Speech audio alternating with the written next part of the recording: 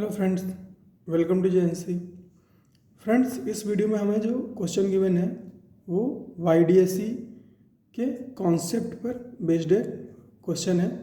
वाईडीएसई का मतलब होता है यंग्स डबल स्लिट एक्सपेरिमेंट। तो फ्रेंड्स, इस वाईडीएसई के सेटअप में हमें जो लाइट सोर्स गिवन है वो एक बाईक्रोमेटिक लाइट सोर्स है जिसकी वेवलेंथ है λ1 400 नैनोमीटर और λ2 560 नैनोमीटर। और फ्रेंड्स, जो स्लिट 1 और स्लिट 2 के बीच की स्पेसिंग है वो है 0.1 mm है ना। और जो स्लिट और स्क्रीन है ना, स्लिट और स्क्रीन के जो बीच स्पेसिंग है वो क्या है 1 मीटर है। वो क्या है 1 मीटर। तो फ्रेंड्स, हमें पता है कि वाईडीएसई में ब्राइट और डार्क फ्रिंजेस बनती हैं in case of monochromatic light source. लेकिन फ्रेंड्स, जब बाइक्रोमेटिक लाइट सोर्स होता है तब भी है ना, तब भी डार्क फ्रिंजेस बनती हैं जहाँ पर डिस्ट्रक्टिव इंटरफेरेंस होता है ना। स्पेसिंग थोड़ी ज़्यादा होती है लेकिन डार्क फ्रिंजेस बनती हैं। तो फ्रेंड्स, इतनी जानकारी के साथ आपको ये बताना है कि what will be spacing between two consecutive dark fringes है ना। दो लगातार डार्क फ्रिंजेस के बीच की जो स्पेसिंग होगी है ना वो क्या होगी इस गिवन सिचुएशन में। तो फ्रेंड्स, क्वेश्चन मैंने आपको एक्सप्लेन कर दिया है, तो आप एक बार वीडियो पॉज करके ट्राई कर लो, उसके बाद आ जाओ मेरे सॉल्यूशन पे।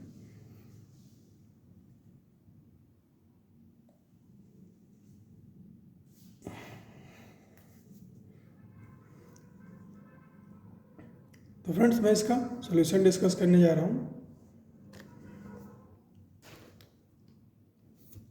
तो फ्रेंड्स, जब हमें बाइक्रोमेटिक लाइट सोर्स दे दे है ना, जब हमें बाइक्रोमेटिक लाइट सोर्स दे दे तब हम क्या करते हैं, तब हम इंटीजर वैल्यू फाइंड आउट करने की कोशिश करते हैं n1 और n2 की है ना। n1 और n2 क्या होते हैं, n1 और n2 होते हैं कॉमन है ना, कॉमन फ्रिंजेस। n1 और n2 होते हैं नंबर ऑफ कॉमन फ्रिंजेस। तो फ्रेंड्स, यहाँ पर हम क्या करेंगे, हम मान लेंगे क्योंकि हमें डार्क है ना, डार्क फ्रिंजेस के बीच की स्पेसिंग बतानी है, तो मान लेते हैं कि nth minima of λ1 coincide with mth minima of λ2 है ना। nth मिनिमा जो है λ1 की वो कोइंसाइड कर रही है mth मिनिमा ऑफ λ2 है ना। तो फ्रेंड्स, मिनिमा की पोजीशन के लिए हमारे पास डायरेक्ट फार्मूला होता है 2n-1 lambda by lambda D upon two small D है ना। 2n-1 lambda capital D upon 2 small D है ना, ये अपने पास डायरेक्ट फार्मूला होता है।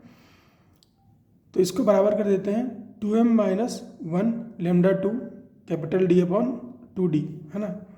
तो हम यहाँ पर इन दोनों को बराबर कर रहे हैं, इन दोनों को यहाँ पर बराबर कर रहे हैं।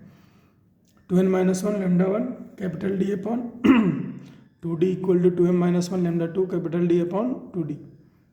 इन दोनों को बराबर किया तो ये d से d कैंसिल आउट हो गया, d से d कैंसिल आउट हो गया। तो अपने पास क्या आया 2n और 2 से 2 भी कैंसिल आउट हो गया। तो 2n-1 upon 2m-1, 2n-1 upon 2m-1 equal to lambda 2 upon lambda 1 है ना, लैम्डा 2 अपॉन लैम्डा 1।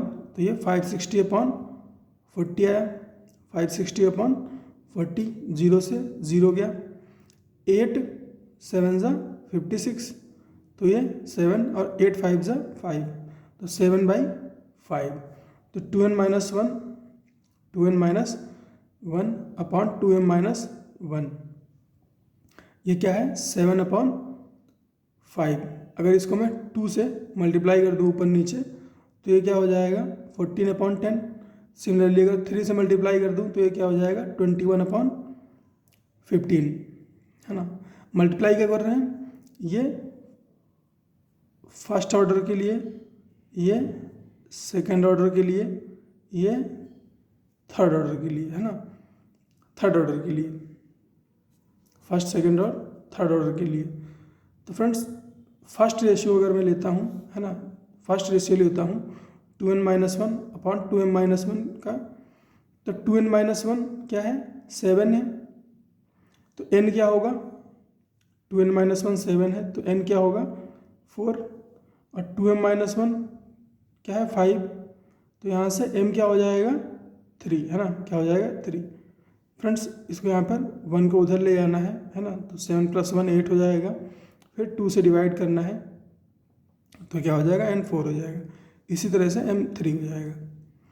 तो फ्रेंड्स 4 और 3 जो है वो क्या है, इंटीजर है ना, क्या है, इंटीजर, तो दे विल वर्क फाइन, है ना, दे विल वर्क फाइन, यानी कि यहाँ पर है ना nth मिनिमा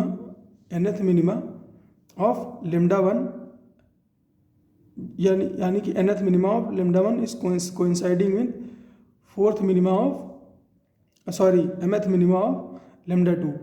तो जो n की वैल्यू है ना फॉर फर्स्ट टाइम वो क्या है 4, और जो m की वैल्यू है फॉर फर्स्ट टाइम वो क्या है 3। तो first time fourth minima of lambda 1 is coinciding with third minima of lambda 2। All right, second ratio की बात करें तो क्या है 2n-1 इक्वल टू 14, तो n कितना आया 7.5, और 2m-1 इक्वल टू 10, तो m कितना है 5.5, कितना है 5.5। अब फ्रेंड्स ये जो है ये इंटीजर नहीं है ना, ये इंटीजर नहीं है, तो फ्रेंड्स ऐसा नहीं हो सकता है ना, ऐसा नहीं हो सकता है कि 7.5 है ना, 7.5 मिनिमा कोइंसाइड करे 5.5 मिनिमा के साथ, है ना, ऐसा नहीं हो सकता है। तो इसीलिए ये क्या है नॉट एक्सेप्टेबल है, इसीलिए ये नॉट एक्सेप्टेबल है।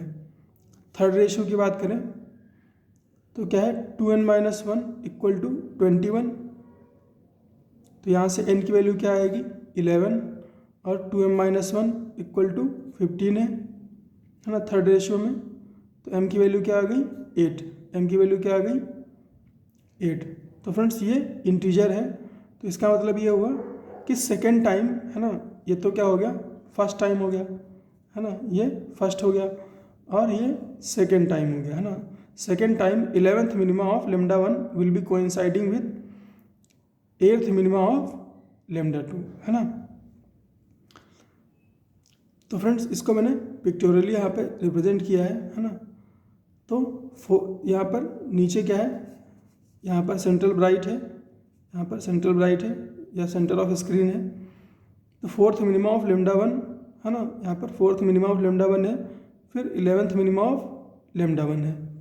इसी तरह से यहाँ पर थर्ड मिनिमा ऑफ लेमडा 2 है और यहाँ पर 8th मिनिमा ऑफ लेमडा 2 है।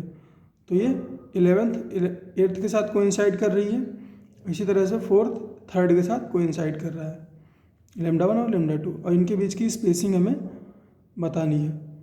तो फ्रेंड्स स्पेसिंग बताने के लिए हम किसी भी एक वेवलेंथ को यूज़ कर सकते हैं, किसी भी एक वेवलेंथ को यूज़ कर सकते हैं। हमें बस ये नंबर चाहिए थे, तो आप चाहे लेमडा 2 से कैलकुलेट करो, चाहे लेमडा 1 से कैलकुलेट करो। तो फ्रेंड्स मैं लेमडा 1 से कैलकुलेट करूँगा, है ना, लेमडा 1 से कैलकुलेट करूँगा। तो location of fourth minima of lambda 1 क्या है y1 2n-1 है ना, 2n-1 lambda 1 into capital D upon 2 into small d, है ना। तो 2 into 4 minus 1 into 400 into 10⁻⁹ into 1 upon 2 into 10⁻⁴, है ना। इसको आप कैलकुलेट करोगे तो यह आएगा 14 mm, है ना, कितना आएगा 14 mm। इसी तरह से location of 11th minima of lambda 1, इसमें वैल्यू पुट करोगे आप तो 2 इंटू 11 n की जगह पर क्या डाल दिया 11 minus 1 into 400 10⁻⁻1 into 1 upon 2 into 10⁻⁴। इसको आप कैलकुलेट करोगे तो यह आएगा 42 mm, है ना, क्या आएगा 42 mm। तो रिक्वायर्ड डिस्टेंस जो है वो क्या है y2 माइनस y1 क्या है 42 माइनस 14 दैट इज 28 mm, है ना, 28 mm। तो फ्रेंड्स ऐसे क्वेश्चन जिनमें ऐसे फाइन आंसर आए उन क्वेश्चन के आईआईटी में आने के चांसेस ज़्यादा रहते हैं। तो आई होप आपको ये क्वेश्चन समझ में आया होगा। मिलते हैं फ्रेंड्स नेक्स्ट क्वेश्चन में।